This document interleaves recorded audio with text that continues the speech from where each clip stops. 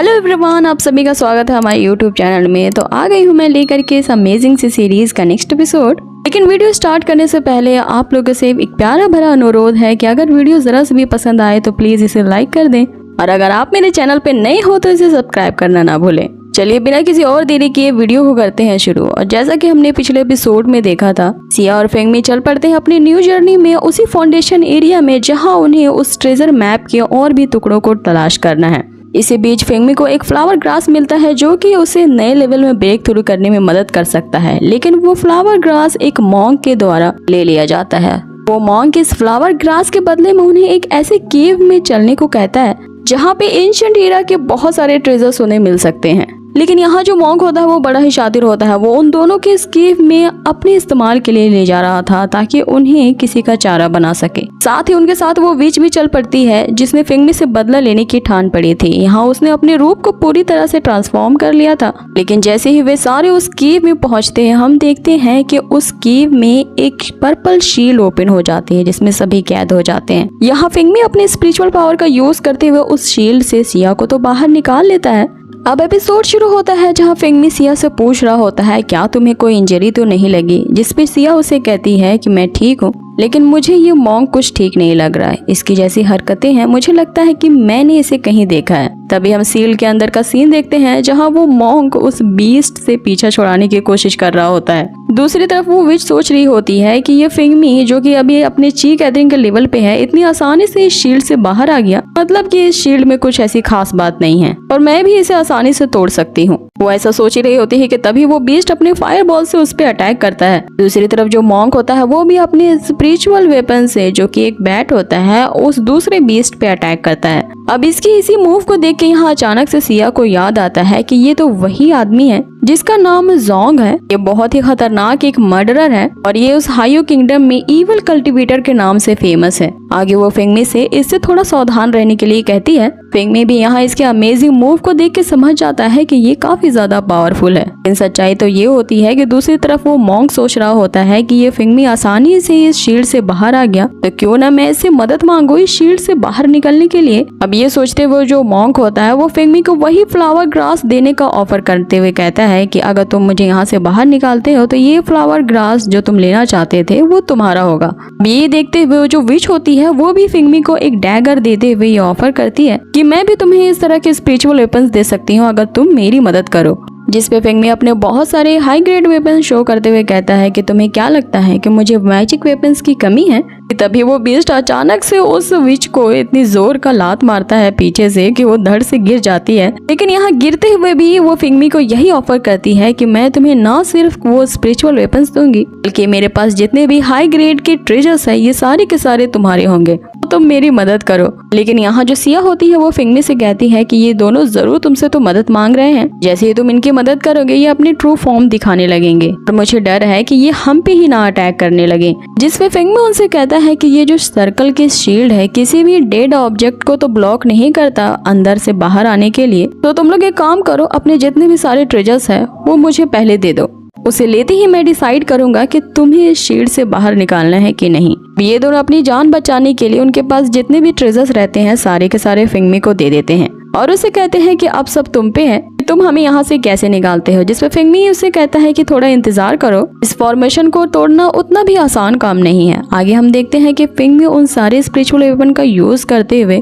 उस शील्ड पे लगातार अटैक कर रहा होता है। लेकिन इधर शील्ड के अंदर का जो बीस्ट होता है वो तो हाथ धो करके उस विच के पीछे पड़ जाता है। अब इन दोनों की उन बीस्ट के साथ फाइट करके हालत खराब ही हो रही होती है। वो मॉन्क तो यहाँ फेंगमी से कह रहा होता है कि 1 घंटे से भी ज्यादा समय लग गया है, तो तुम्हें और कितनी देर लगेगी इस शील्ड को डिस्ट्रॉय करने में। जिससे फेंगमी उसे कहता है कि तुमने जो मुझे स्पिरिचुअल वेपन्स दिए हैं वो सारे के सारे बॉटम लाइन पे पहुंच चुके हैं। सुनते ही जो मॉन्क होता है वो अपने और भी कई सारे ट्रेजर्स को फेंगमी को दे देता है। अब इन सारे स्पिरिचुअल वेपन की पावर से फेंगमी एक बार फिर उस शील्ड पे अटैक करता है। यहाँ हम देखते हैं कि वो शील्ड काफी पावरफुल होता है और यहाँ फेंगमी की भी हालत खराब हो चुकी थी, लेकिन वो अपनी तरफ से पूरी कोशिश कर रहा होता है। इधर शील्ड के अंदर का सीन जो हम देखते हैं वो बड़ा ही फनी होता है, क्योंकि वो जो बीस्ट होता है वो उस मॉन्क को इतनी बुरी तरह से कुचल रहा होता है कि वो मॉन्क बस यही कह रहा होता है कि फिंगमी जल्द से जल्द करो और हमें यहाँ से बाहर निकालो। लास्टली उस शील्ड के अंदर भी उस विच और मॉन्क की सारी पावर्स भी खत्म हो जाती है उन सारे बीस्ट से लड़ते हुए।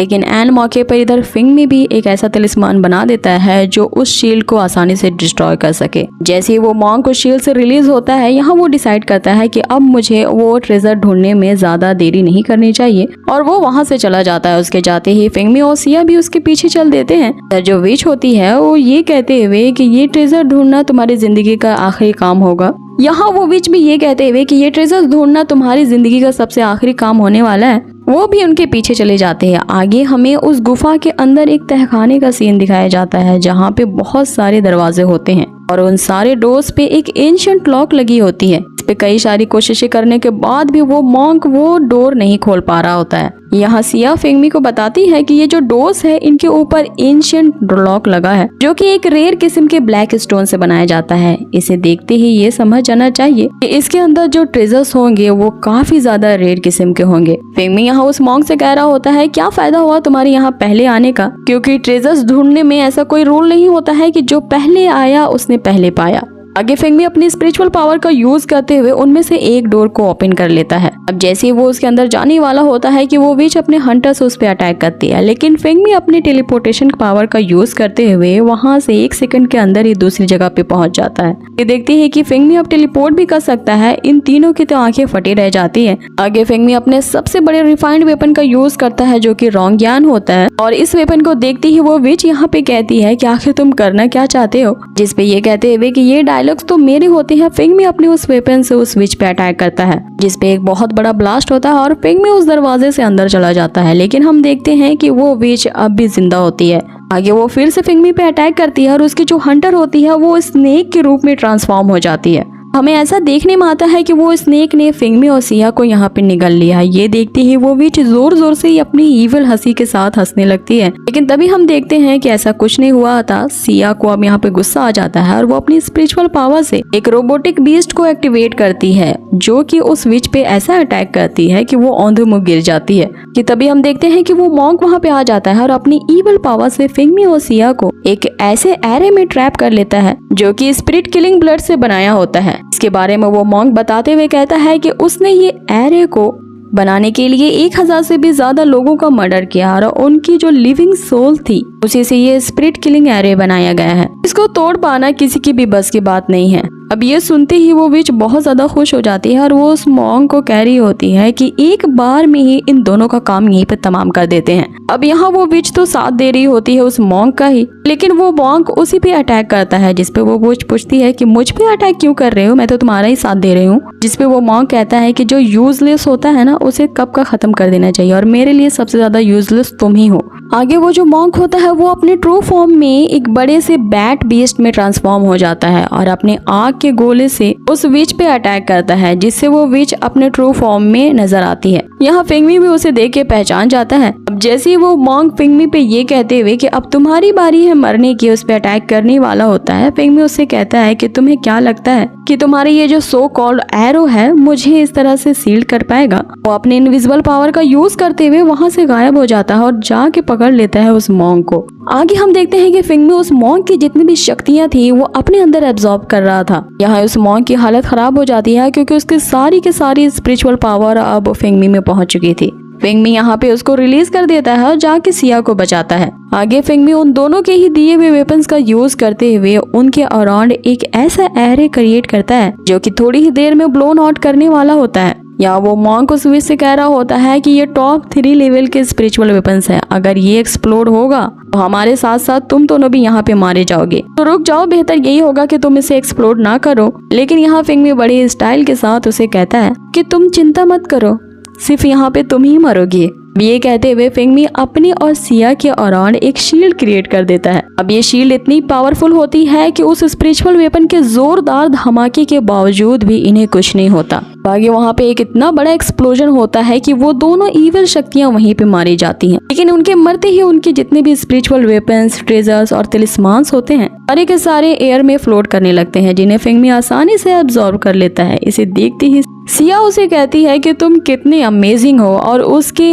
इसी अमेजिंग सेंटेंस के साथ हमारी ये एपिसोड होता है यहीं फिनिश। तो गाइज आप लोगों को ये आज का एपिसोड कैसा लगा मुझे कमेंट बॉक्स में जरूर बताएं। आगे के एपिसोड में हमें ये पता चलने वाला है कि फेंगमी और सिया मिल करके उस ट्रेजर मैप के अगले टुकड़ों को कैसे ढूंढते हैं, तो उन्हें उस केव में इतनी सारी तो ट्रेजर्स मिलेंगी और क्या क्या मिलने वाला है। सो ये सब जानने के लिए बने रहिए हमारे इस चैनल के साथ और कर दीजिए इसे लाइक शेयर एंड सब्सक्राइब। मिलते हैं बहुत ही जल्द इसके नेक्स्ट एपिसोड में। Till then take care, stay healthy, bye.